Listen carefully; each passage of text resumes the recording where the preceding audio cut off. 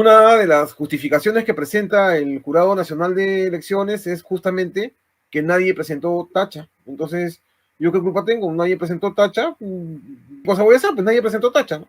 ¿Por qué? Dentro de mi hipótesis no lo hicieron porque pensaban que iban a ganar. Pero como bien dices tú, el antivoto contra el fujimorismo es tan fuerte que está demostrado que no le ganaría pues ni a Tribilín, ¿no?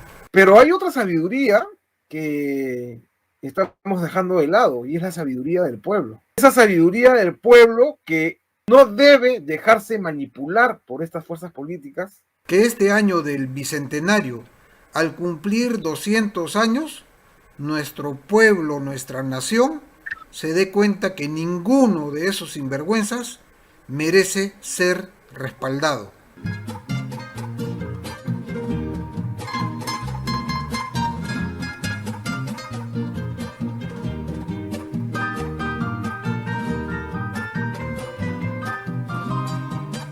Buenas noches, amigos. El tema de hoy es demanda por la nulidad del proceso electoral.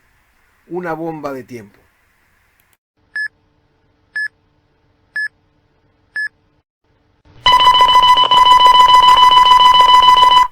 A manera de antecedente, quiero comentar que en lo particular yo no fui a votar el 21 de abril en la primera vuelta por varias razones. La más importante, mi repulsión por todos los candidatos. No considero que hubiera siquiera un mal menor. Considero a todos no malos, sino peores. Comparto algo que ya se dijo en el marco del conversatorio Control Social frente al riesgo de dictadura en el Bicentenario, de fecha 20 de julio, y cuyo enlace se ha de compartir en la descripción. Escuchemos.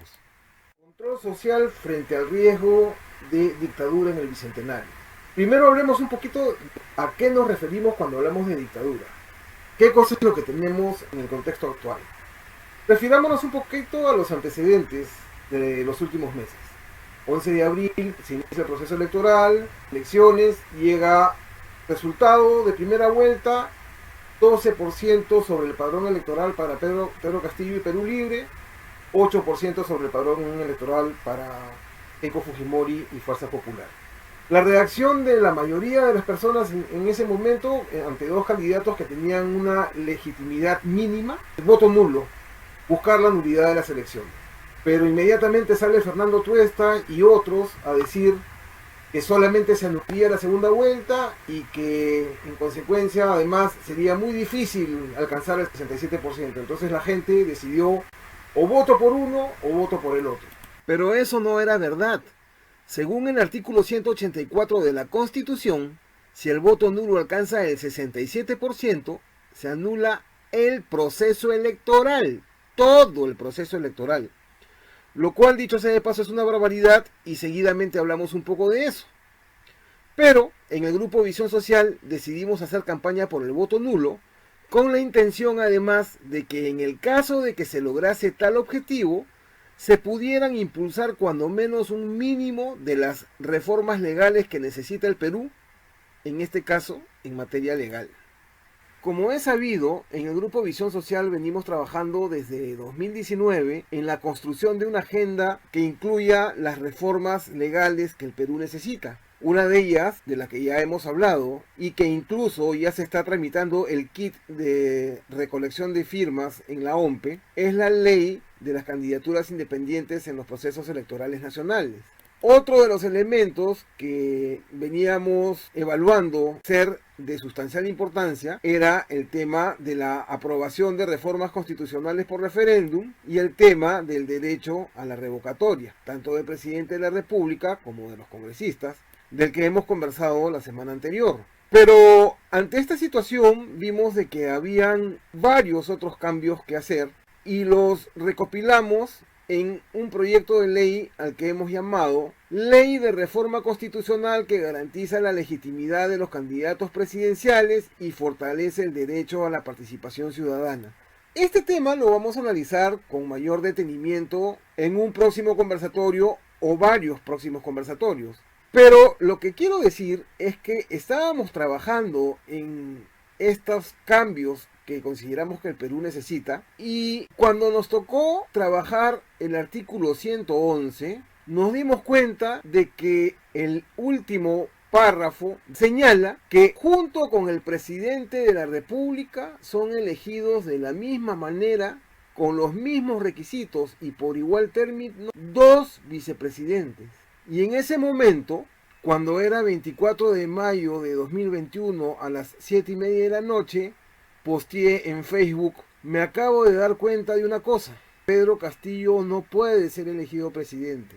De ahí en adelante nos esforzamos por informar sobre esa y otras irregularidades, y en fecha 31 de mayo de 2021 difundimos un pronunciamiento en cuyo punto tercero señalamos sobre la declaración de improcedencia y no sustitución del segundo vicepresidente de la plancha presidencial de Perú Libre, diciendo: la plancha presidencial presentada por Perú Libre incluía al ciudadano Pedro Castillo Terrones como candidato a la presidencia, la ciudadana Dina Ercilia Boluarte Segarra a la primera vicepresidencia y al ciudadano Vladimir Rey Cerrón Rojas a la segunda vicepresidencia. A través de resolución 56-2020, el Jurado Electoral Especial de Lima Centro declaró improcedente la candidatura de este último, el cual no ha sido reemplazado para dar cumplimiento al artículo 111 de la Constitución Política del Perú.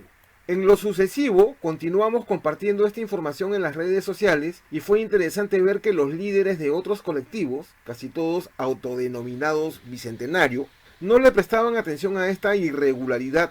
Todos se centraban en el fraude y en la violación del artículo 179. Incluso Javier Villestein interpuso una demanda en la que no la consideró, pero eso queda en la incógnita.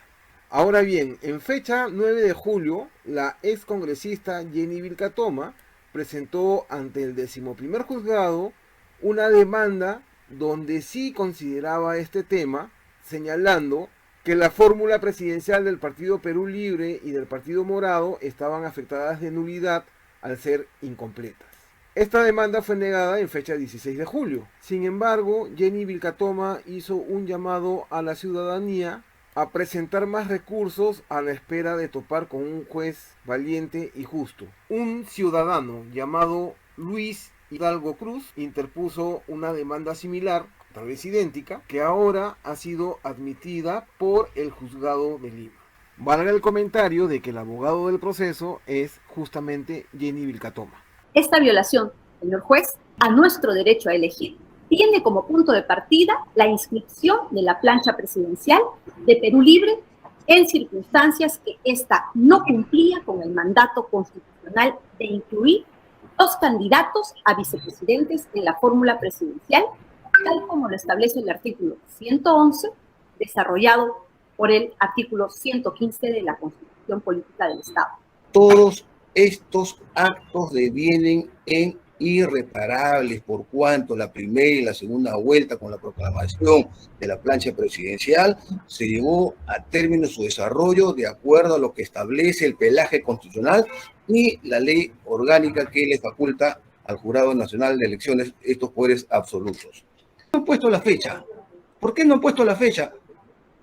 Abogados duchos, con experiencia, ¿cuándo se concluyó esta demanda? Ahí está, ahí está. Entonces, por eso es que nosotros sostenemos de que aquí hay sustracción de la materia, porque dejaron en el limbo, pero el tiempo avanza. Porque como lo ha dicho el señor abogado que me antecedió, y como lo dice en su contestación de demanda, estos actos han devenido en irreparables. Sin embargo, la vulneración de derechos que motivaron la presente demanda son reparables, señor juez. Incluso ha sido interpuesta, ya que nos hace alusión el señor abogado a la fecha de interposición de esta demanda, data del 19 de julio del año 2021. El juzgador se reserva la facultad de expedir la sentencia dentro del plazo previsto en el nuevo Código Procesal Constitucional. Este plazo, como se prevé, son de 10 días hábiles en forma indefectible después de la presente audiencia. En general, esa ha sido la exposición. Algunos comentarios finales. El Jurado Nacional de Elecciones. Los miembros del Jurado Nacional de Elecciones. Sobre ellos recae una responsabilidad inmensa, porque tenemos dos opciones.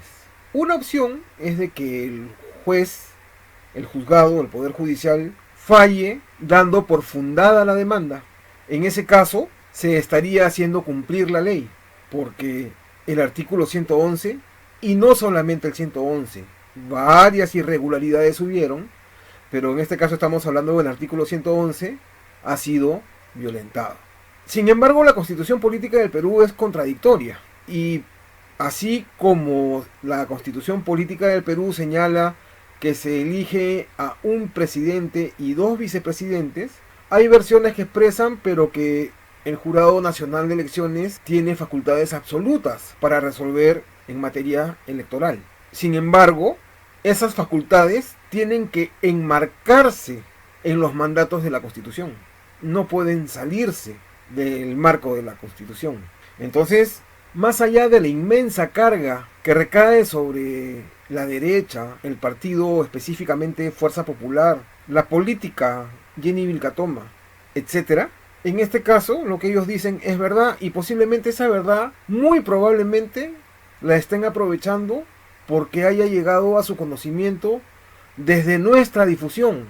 Ahora bien, es una situación peligrosa. Nosotros ya, cuando difundíamos esta irregularidad, y entonces el planteamiento en consecuencia tenía que ser la nulidad en ese momento también de las elecciones, habían muchas voces que decían, ¿y después qué? Se anulan las elecciones y ¿quién?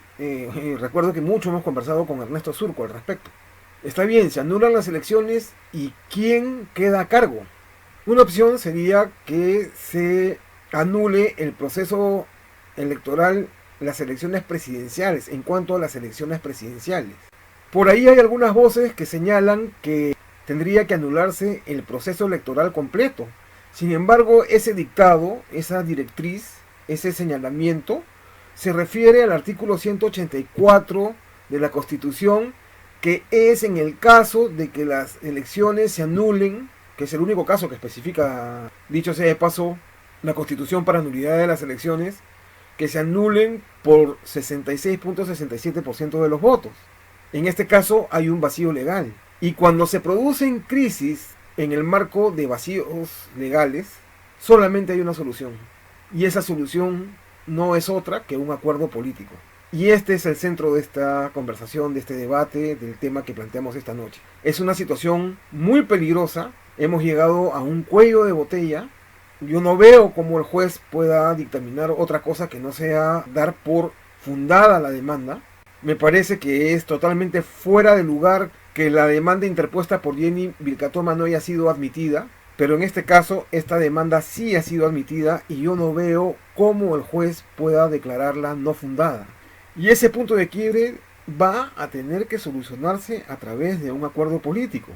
Ahora aprovecho para mencionar que cuando nosotros hablábamos, antes de que sea proclamado Pedro Castillo, de esta irregularidad y de la necesidad de que se anulen las elecciones y que se convoque a otras elecciones, la intención no era tanto la convocatoria a nuevas elecciones, porque como ya hemos dicho en repetidas oportunidades, hubiéramos regresado nuevamente a foja cero y más de lo mismo. Hubiéramos regresado a nuevas elecciones con los mismos actores, nuevamente al marco de los PPPs, de los partidos políticos podridos.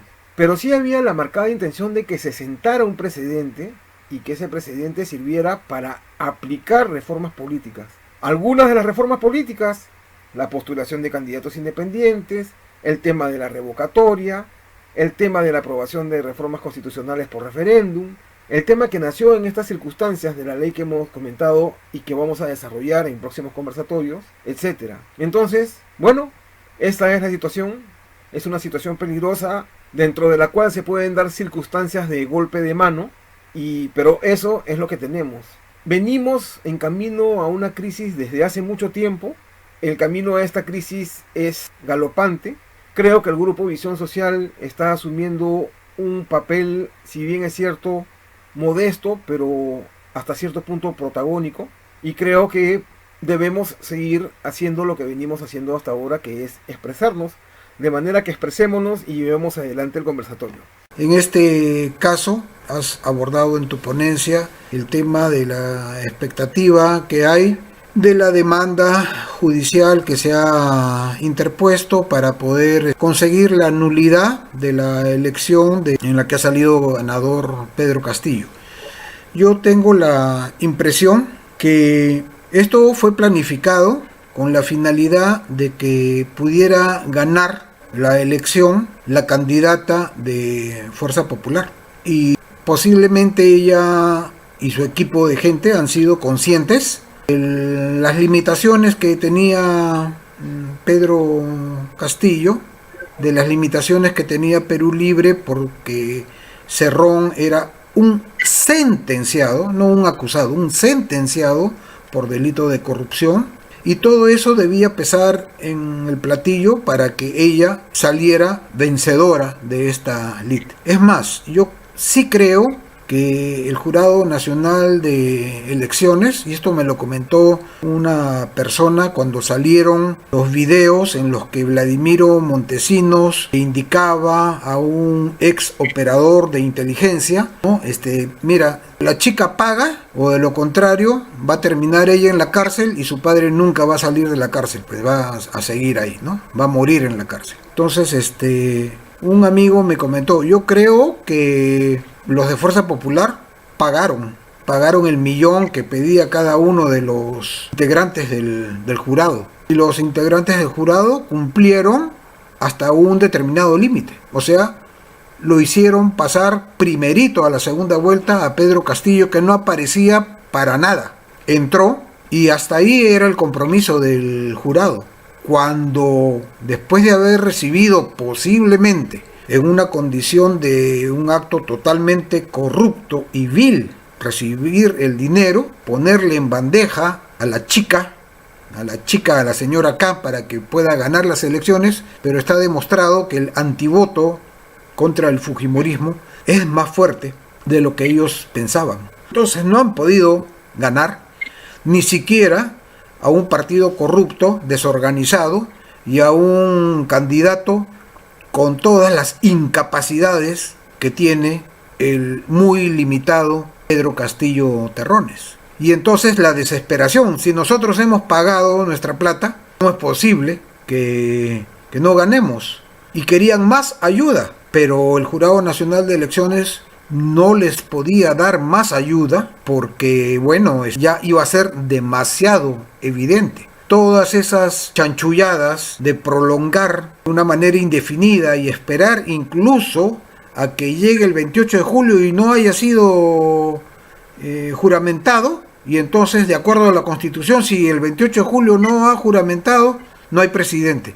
O sea, por todos los lados, habidos y por haber. Y como manotazo de abogado, como bien dices tú, lo que debió hacerse oportunamente y no permitir que Castillo Terrones postule, recién Jenny Vilcatoma, después de que ven que están con la soga al cuello, recién presenta esta demanda, recién ellos empiezan a alimentar esta última opción. La verdad, también coincido contigo que el juez que tiene esta papa caliente en sus manos no tiene forma de no darle la razón, de no decir, es cierto, ha incumplido con las normas constitucionales y por lo tanto se tiene que declarar la nulidad de esa elección.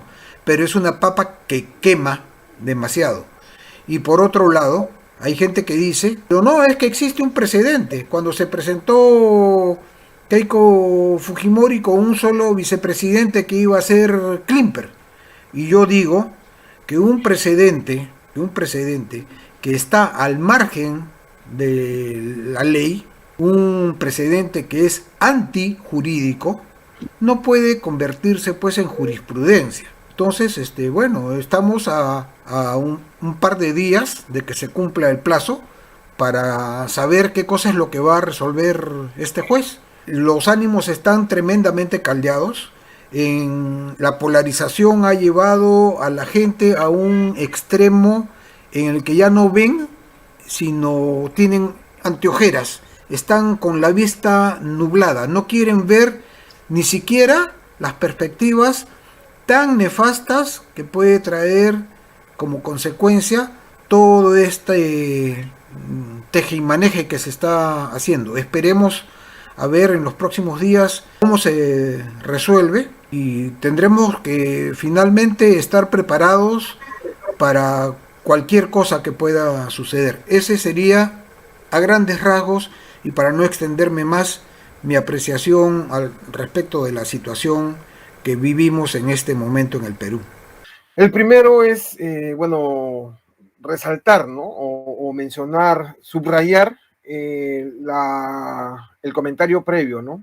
Para que, como estos conversatorios son grabados y son públicos, tú has comenzado claramente mencionando que lo que acabas de expresar es lo que tú crees en tu derecho libre de pensar y de expresar lo que crees, que además yo lo comparto, yo también creo lo mismo, pero pongo el parche antes que salga el chupo por si acaso se está hablando en términos condicionales, ¿no? O sea, todo lo que, porque no podemos comprobarlo, no podemos afirmar que sea así, pero tenemos todo el derecho a pensar en esa posibilidad porque, por razones obvias, ¿no? Porque todas las circunstancias del entorno demuestran que así hubiera sido, y además por los antecedentes, pues, de las personas de las que estamos hablando que conforman el partido Fuerza Popular, ¿no? Ya es común en ellos. Sin embargo, aclaro que es una cosa que no podemos demostrar y estamos hablando en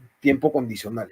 Sí, efectivamente, lo más probable es que eso sea lo que haya ocurrido. Además, yo llegué a escuchar un audio y por más que lo he vuelto a buscar, no lo encuentro. Si no me equivoco, fue en aquella época de las grabaciones de ese personaje apellidado Quiroga. Un periodista le hizo algunas grabaciones donde antes de que termine la primera vuelta le aseguró a Cerrón y a Castillo de que ellos iban a pasar a la segunda vuelta con Keiko. Entonces, eso ojalá pueda haber estado buscando ese audio y no lo he encontrado, pero me imagino que por algún lado, y eso sería pues una de las pruebas fehacientes, ¿no? De que esto estaba planeado.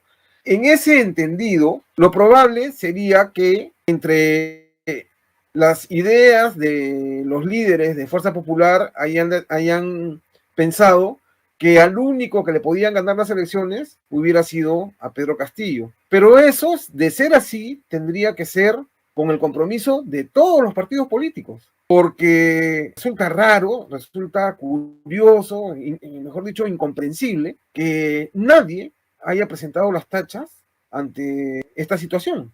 Se puede entender que Fuerza Popular no presente la tacha para que ese partido siga avanzando y en la segunda vuelta compita con él pensando que le iba a ganar. Lo cierto es que Keiko Fujimori no le ganaba ni a Tribilín en la segunda vuelta, por lo visto. Entonces, pareciera que en este caso hay un compromiso de todos los partidos políticos que participaron. O si no, vuelvo a preguntar, ¿por qué nadie presentó la tacha? Ahora bien, una de las justificaciones que presenta el Jurado Nacional de Elecciones es justamente que nadie presentó tacha. Entonces, ¿yo qué culpa tengo? Nadie presentó tacha. Cosa voy a hacer, pues nadie presentó tacha, ¿no? Pero eso no es así. La ley obliga al Jurado Nacional de Elecciones a tomar acción. Es obligación de todos los ciudadanos y con mucho más razón de las autoridades, no solamente cumplir la ley, sino hacerla cumplir. De manera que era obligación del Jurado Nacional de Elecciones revisar eso, y al darse cuenta de que se estaba infringiendo el artículo 111, se hubiera tachado y no permitido que pase, ni siquiera esté presente en la primera vuelta Pedro Castillo. Ahora, el otro tema es, efectivamente, es una situación peligrosa. ¿Qué cosa es lo que va a pasar? La gente ciertamente está obnubilada. ¿Qué cosa es lo que va a fallar el juez? De repente el juez podría, por una cuestión de evitar mayores conflictos, fallar declarando infundada la demanda. Pero en ese entendido es muy probable que Fuerza Popular haga uso, y bueno, en general la derecha, haga uso de todos sus recursos para movilizar a sus portátiles, para generar agitaciones, ¿no?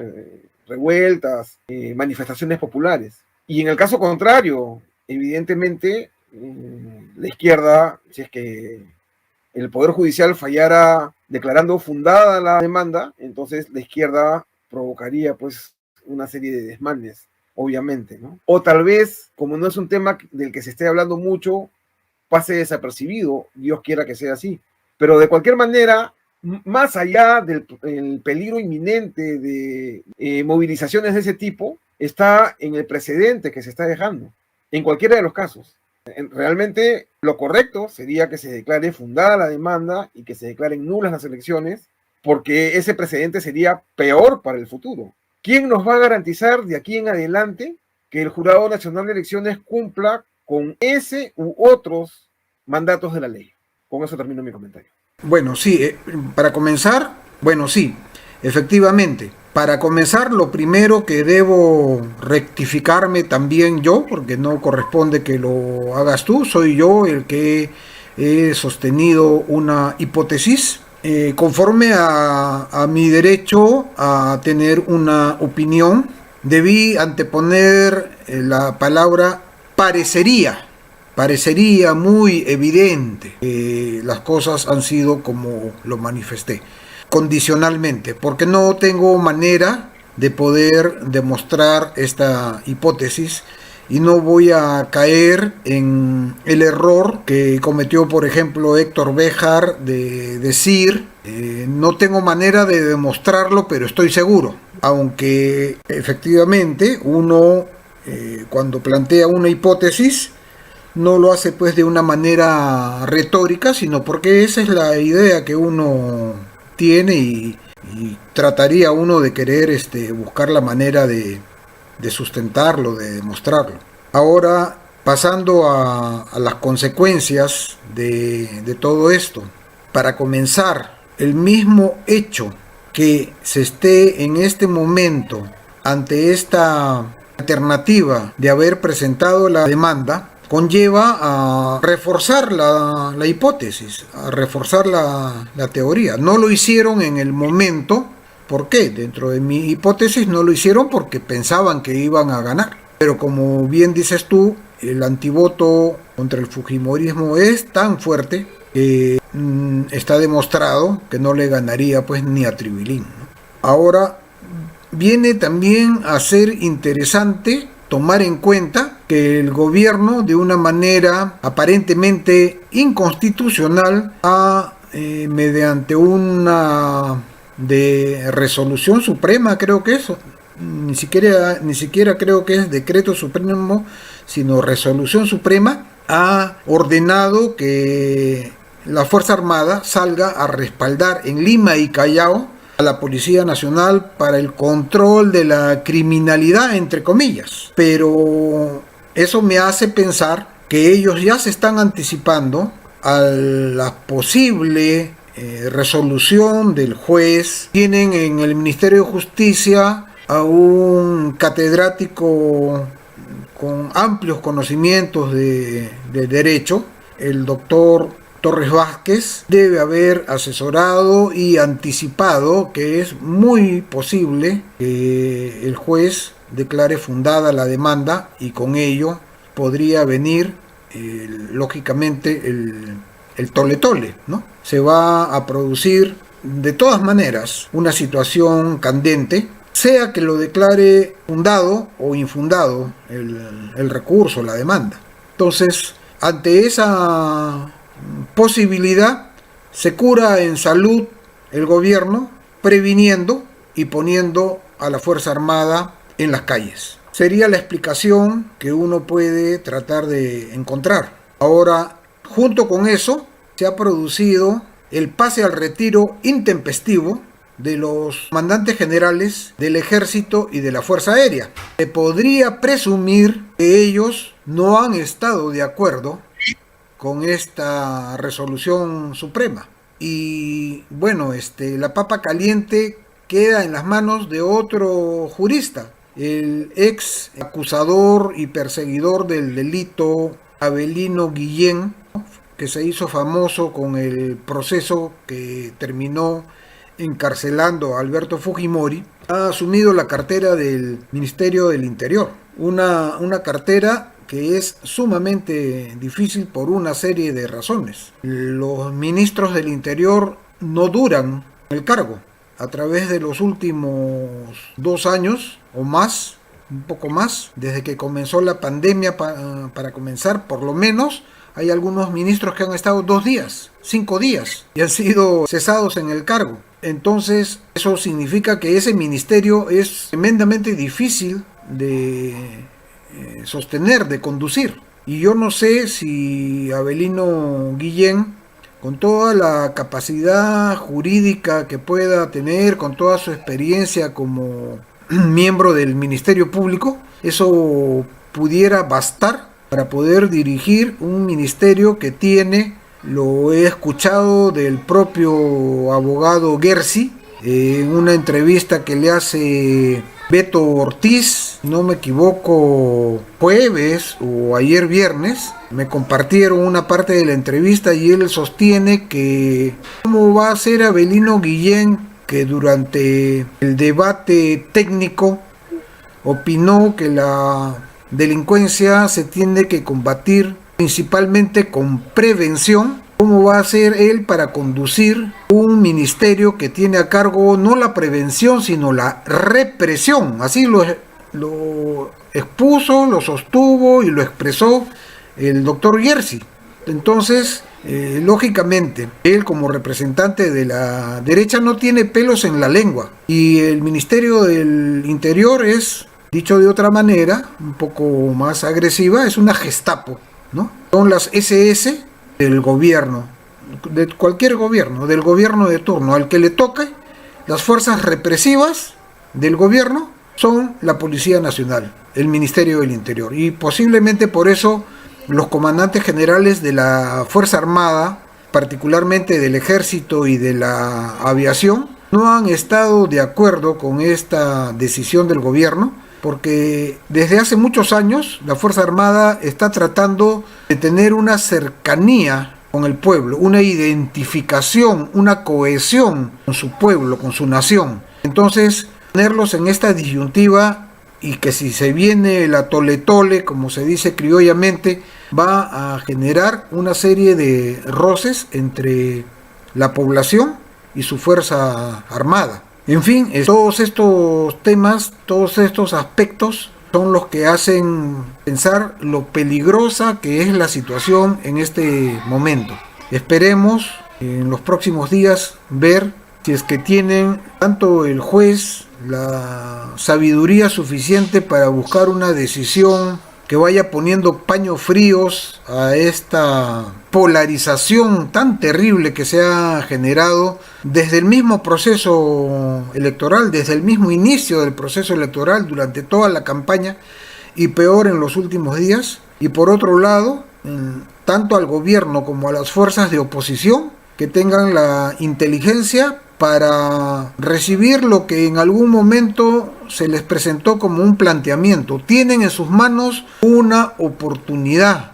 Toda crisis significa una oportunidad. La derecha tiene culpa, la izquierda tiene culpa. Para comenzar, izquierda verdaderamente, como muy bien te lo he escuchado decir en algún momento, verdaderamente izquierda en el Perú no existe. Se hacen pasar por izquierda, pero de ser verdaderamente gente de izquierda no hay. Y todos los actores políticos tienen tremenda responsabilidad a lo largo de décadas. Incluso el sector empresarial, que supuestamente no participa en política, finalmente son ellos los que financian a los partidos políticos, son ellos los que apoyan económicamente las campañas. Los grupos de poder económico deciden, y no de ahora, desde medio siglo atrás o más, es conocido que son las familias poderosas económicamente del Perú las que ponen y quitan presidentes. Ciertos grupos de poder que son conocidos ampliamente, por lo menos en los medios de gente que tiene cierto nivel intelectual, académico, dentro de los periodistas más concienzudos. Estos son temas conocidos. Esperemos que tanto el gobierno como la oposición tengan la sabiduría para decir, bueno, ya hemos llegado a este punto límite. Si nos vamos a seguir en esta confrontación, si vamos a impulsar más odio, más revancha, vamos a llegar pues, a perder todos vamos a perder. Y realmente lo que tienen por ganar estos sinvergüenzas que llegan a la política, yo sí los considero sinvergüenzas que llegan a la política porque no llegan para servir al pueblo, sino llegan para usufructuar ellos de la riqueza que es de toda la nación. Entonces, si estos sinvergüenzas no tienen la sabiduría para tratar de llevar las cosas, como se dice, la fiesta en paz, desgraciadamente las consecuencias las vamos a pagar todos los peruanos y Dios nos libre de lo que pudiera suceder. Ok, totalmente de acuerdo. Solamente añadiría yo el comentario de que por encima de la sabiduría que se necesita, bueno, la verdad es que en el caso del juez es una situación complicada porque se supone que el juez lo que tiene que aplicar es lo que dice la ley y que el Jurado Nacional de Elecciones tenía que velar porque se cumpla eso. Entonces, bueno, realmente mucha sabiduría la que ha de necesitar para poder ponerle paños fríos a una situación complicadísima realmente, ¿no? Ahora, por otro lado, ciertamente sería responsabilidad de las élites políticas, yo también les digo sinvergüenzas, ponerle paños fríos a esta situación y buscar los consensos, y aquí quiero recordar un comentario tuyo fuera del conversatorio sobre este tema, que esos consensos no sean los mismos de siempre, ¿no? Que esos consensos sean no la repartija, sino las soluciones a los problemas, porque aquí hay que contextualizar. Se quejan de la izquierda, con todos los comentarios, no voy a extenderme todo lo que se dice de la izquierda, que es bien conocido, pero los que se quejan de la izquierda no se dan cuenta que esta izquierda, de la que has dicho claramente, se hace llamar izquierda, porque no es izquierda realmente, no es izquierda en el sentido de su preocupación por las necesidades de las mayorías, para solucionar, no para buscarle problema al otro, sino para solucionar los problemas de esas mayorías. Pero los de la derecha se quejan de esa izquierda agitadora y revoltosa y quejona y buscapleitos, pero no se dan cuenta que esa izquierda cobra fuerza por sus defectos de los de la derecha, por las deficiencias, por el abandono, por la postergación, porque nos pintan a una Cuba y a una Venezuela pobre y paupérrima, empobrecida, como si nuestro país fuera diferente, ¿no? Nos ponen las zonas pobres de esos países, a los cuales no quiero justificar los abusos de autoridad y los malos manejos, etcétera, pero porque la pobreza existe también allá. Pero acá también, ¿qué pecho puede sacar la derecha de sus grandes éxitos que solamente favorecen a unos cuantos? Entonces, pedirle sabiduría a ellos, ni a unos ni a los otros. Creo que el olmo es más fácil que dé peras a que un político ejerza una sabiduría que puede tener, pero que no les va a dar la gana de usar.